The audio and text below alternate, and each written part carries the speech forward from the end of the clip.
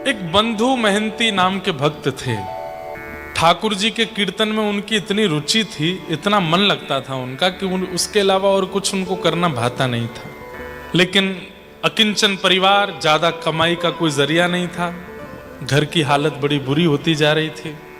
स्थिति ये हुई कि घर बार बेच करके अब झोंपड़ी में रहने लगे, झोंपड़ी में निवास करने लगे। बच्चे थे, पत्नी थी। बच्चे पत्नियों से कहते थे कीर्तन करो, कीर्तन करो, कीर्तन। बच्चे पत्नी कहते कब तक करें, पेट में कुछ है नहीं, हमारे पिताजी कोई व्यवस्था करो भोजन की। एक दिन बंधु महंती के मन में आया, अब तो कहीं से भी कोई व्यवस्था हो नहीं पा रही है भोजन की। पत्नी से अगर कहूंगा कि जगन्नाथ जी का दर्शन करने चलो तो और चिल्लाएगी, भूखे पेट कहां लेके जाओगे हमको। तब बंधु महंती जी ने क्या कहा, अरे देवी क्या हुआ, आज मुझे मेरे एक मित्र की याद आई। बोले कौन से मित्र हैं? बोले मेरे एक मित्र हैं, उनका नाम जगदीश है। जगदीश। बोले अच्छा, कहां रहते हैं ये? बोले नीलाचल धाम में रहते हैं। वो बड़े धनवान हैं और मेरे बचपन का उन पर बड़ा ऋण है मेरा। मैंने बचपन में बहुत उनकी हेल्प की थी, तो अब मैं उनसे अन्न मांग सकता हूँ, धन मांग सकता हूँ।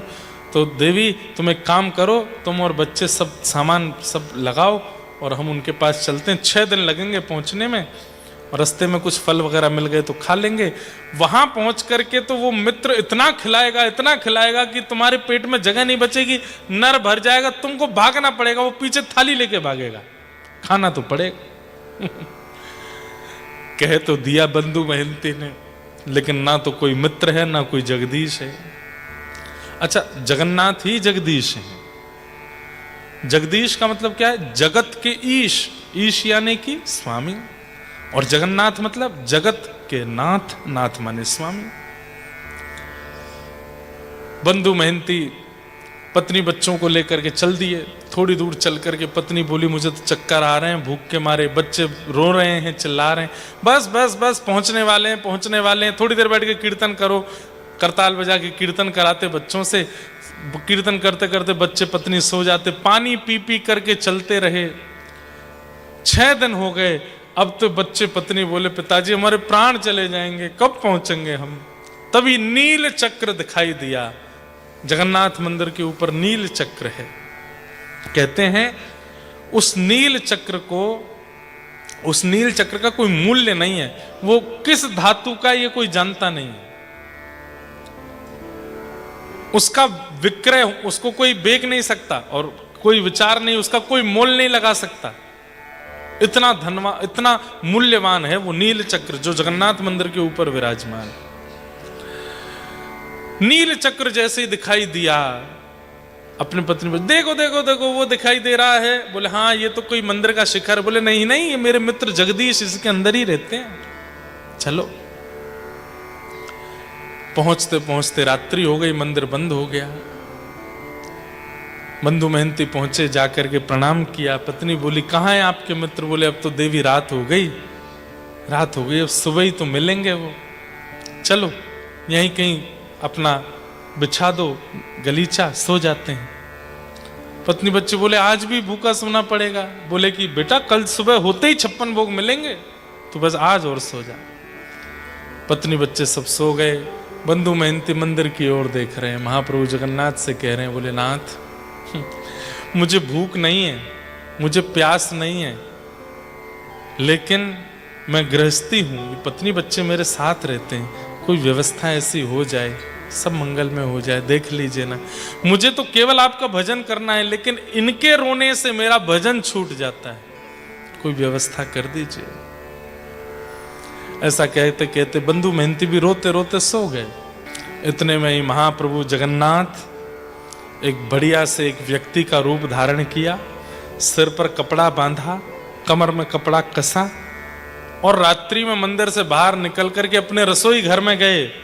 और रसोई घर में जाकर के सोने की थाल में खूब सारे भात, दालमा और जो जगन्नाथ जी का महाप्रसाद होता है, खाजा भोग आदि सब उस थाल में धर करके लेके और कंधे पर धर के उसको ढक करके, बड़ा थाल, इतना बड़ा थाल है, उसको लेकर के चल दिए और चिल्लाते हुए जा रहे, अरे कोई बंधु मेहनती आया है क्या, कोई बंधु मेहनती आया है क्या। जैसे चिल्लाते हुए पहुंचे तो आंख खुली, बोले हाँ हाँ मैं हूं। अरे भैया तुम बंधु मेहनती हो? बोले हाँ, हमको जगदीश ने भेजा है, तुम उनके मित्र हो? बंधु मेहनती बोले मित्र तो नहीं हूं, पर बोला मैंने पत्नी को ऐसा ही था। बोले हमको जगदीश ने भेजा है। बोले सुनिए, एक काम कीजिए, मैं पत्नी को उठा दूं, इसके आगे बोल दीजिए एक बार। पत्नी को उठा, देख उठ, देख क्या हो रहा है। उसने कहा, बोले ये जगदीश ने तुम्हारे लिए भोजन प्रसाद का थाल भेजा है, वो तो विश्राम में चले गए हैं, और बढ़िया तुम लोग प्रेम से प्रसाद पाओ, और सुनो स्वर्ण का थाल है, सुबह मांझ मूझ करके अंदर दे जाना। हाँ ठीक है। इतना सारा प्रसाद महीनों बाद देखा था बच्चों ने, पत्नी ने, उसने।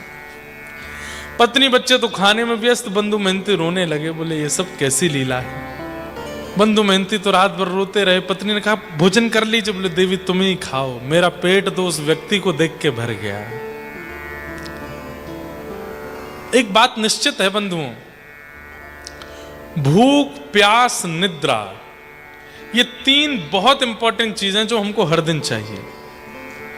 लेकिन जब व्यक्ति प्रेमी हो जाता है ना, तो ये तीनों ही घटने लगते हैं। किसी को प्रेम हो जाए तो सबसे पहले उसकी भूख मर जाती है, फिर उसकी प्यास मर जाती है, तीसरा उसकी नींद उड़ जाती है। आप लोग संसार के लड़का लड़की वाले प्रेम में मत ले जाना इसको। होता तो वहां भी ऐसा ही है, पर कुछ दिनों के लिए होता है। पर ठाकुर जी के प्रति जो प्रेम होता है ना, वो कुछ दिनों का नहीं होता, वो अखंड हो जाता है। नींद नहीं आती, फिर भूख नहीं लगती, प्यास नहीं। आज भी ऐसे ऐसे संतों के हम दर्शन किए हैं ब्रज वृंदावन में, 56 भोग अपने हाथों से बनाते हैं, ठाकुर जी का भोग लगा देते हैं, खुद नहीं पाते, भूख ही नहीं लगती, और ठाकुर जी के लिए एक से एक बनाते हैं। स्वामी श्री हरदास जी महाराज ठाकुर जी का 56 भोग लगाते हैं, पर स्वयं नहीं पाते। स्वयं को पाने की बारी आती तो सीख लेकर के खीर में डुबोते, जितनी सीख में आती उतना पाते। बंधु मेहनती तो सुबह की प्रतीक्षा कर रहे थे। पत्नी बच्चे खा के आज आनंद से सोए। सुबह उठ करके जो कण बचे उनको पाया, बर्तन धो करके। बंधु मेहनती बोले अब मैं मंदिर में अंदर दे आऊं। यहां मंदिर में अंदर ताला खुला तो रसोई में सब बिखरा हुआ दिखा, और मंदिर के अंदर देखा तो ठाकुर जी का थाल गायब था। हल्ला मच गया, कोई चोर आया है, कोई चोर आया है, उसने सब चोरी करी है। इसी बीच में बंधु मेहनती सोने का थाल लेकर के वहां पहुंच गए। लोगों ने जैसे ही इनको देखा, पकड़ करके बिना पूछे मारना, पीटना और धुतकारना शुरू किया। कैसे आया तेरे पास, तू कैसे भीतर लेकर के आया, ये कैसे चोरी करके गया? अरे चोरी करके गया जरूर, ठाकुर जी ने तुझे अपना नृसिंह रूप दिखाया होगा, तभी लौटाने वापस आ गया है यहां पर। बंधु मेहनती रो रहे हैं, नहीं नहीं ऐसा नहीं है, मेरी सुन तो लीजिए, जगदीश आए थे रात में। हाँ हाँ तेरे पास आएगा जगदीश, तू बहुत पवित्र है, तुझसे मिलने आएगा जगदीश। अरे हम लोग 3-3 बार स्नान करते हैं, दिन रात ठाकुर जी का स्तवन करते हैं, हमारे से तो मिलने नहीं आते, तुझमें से दुर्गंध आ रही है, तुझसे मिलने आएगा जगदीश। बंधु मेहनती रो रहे हैं, जगन्नाथ जी को देख रहे हैं। बोले आप मार लीजिए, पीट लीजिए, बस मेरे पत्नी बच्चे आवे तब मत मारिएगा, अभी मार लीजिए। और जगन्नाथ जी के आगे हाथ जोड़ रहे हैं, मेरी पत्नी को जैसे तैसे विश्वास हुआ है कि आप मेरे मित्र जगदीश हो, कहीं ऐसे मारपीट करते हुए देखा तो उसका विश्वास टूट जाएगा नाथ। महाप्रभु जगन्नाथ जी से सहा नहीं गया, तुरंत गजपति राजा को स्वप्न दे दिया। बोले इसी वक्त मंदिर जाओ, पुजारियों को रोको, वो जिसे मार रहे हैं वो मेरा मित्र बंधु मेहनती है, उसको नहीं मारना। वो थाल लेकर के नहीं गया। अरे बुद्धिहीनो, इतना विचार तो करो, मंदिर का ताला लगा हुआ है, टूटा नहीं है, रसोई घर का ताला लगा है, टूटा नहीं है, तो कोई कैसे अंदर प्रवेश कर जाएगा? लेकिन उसके बाद भी अंदर की सामग्री बाहर गई है, तो इसका मतलब ये भी तो सोच सकते हो कि मैं बाहर गया हूंगा। ये बात तुम्हारे मन में क्यों नहीं आती कि मैं बाहर जा सकता हूं? यही क्यों सोचते हो कि कोई अंदर आया होगा? इसी अविश्वास के कारण मैं तुमको दिखाई नहीं देता हूं। राजा दौड़ करके गए, जा करके कहा मत मारो इन्हें, ये ठाकुर जी के सखा बंधु मेहनती हैं, उन्होंने मुझे स्वप्न दिया है। और जैसे ही कहा कि ठाकुर जी ने स्वप्न में कहा मेरे सखा हैं, बंधु मेहनती तो रोने लगे। बोले सच में ठाकुर जी ने कहा कि मैं उनका सखा हूं? बोले हाँ, ठाकुर जी ने स्वप्न में कहा कि तुम उनके सखा हो। एक बार मेरी पत्नी के आगे बोल दीजिए ना ये बात। पत्नी बच्चों के सामने जब बोल दिया, पत्नी बच्चे भी ठाकुर जी के सेवक, बस बंधु मेहनती नाचने लगा। बोले मैं तो आपका हूं नाथ, पर मेरे जो हैं वो भी आपके हो गए, इससे बड़ी मेरी कोई कमाई नहीं हो सकती, इससे बड़ी मेरी कोई संपत्ति नहीं हो सकती। ठाकुर जी ने आज्ञा कर दी, आज से जगन्नाथ मंदिर का जो धन आदि जितना भी चढ़ावा आता है उसकी देखरेख करने की जिम्मेवारी बंधु मेहनती की, और इसके वंश में जो होंगे वही सब ये करेंगे। आज भी बंधु मेहनती जी का ही परिवार है जो ठाकुर श्री जगन्नाथ जी का सब गुल्लक आदि दक्षिणा जो भी वहां आती है उसका पूरा कारभार वही लोग देखते हैं, महाप्रभु जी की आज्ञा से।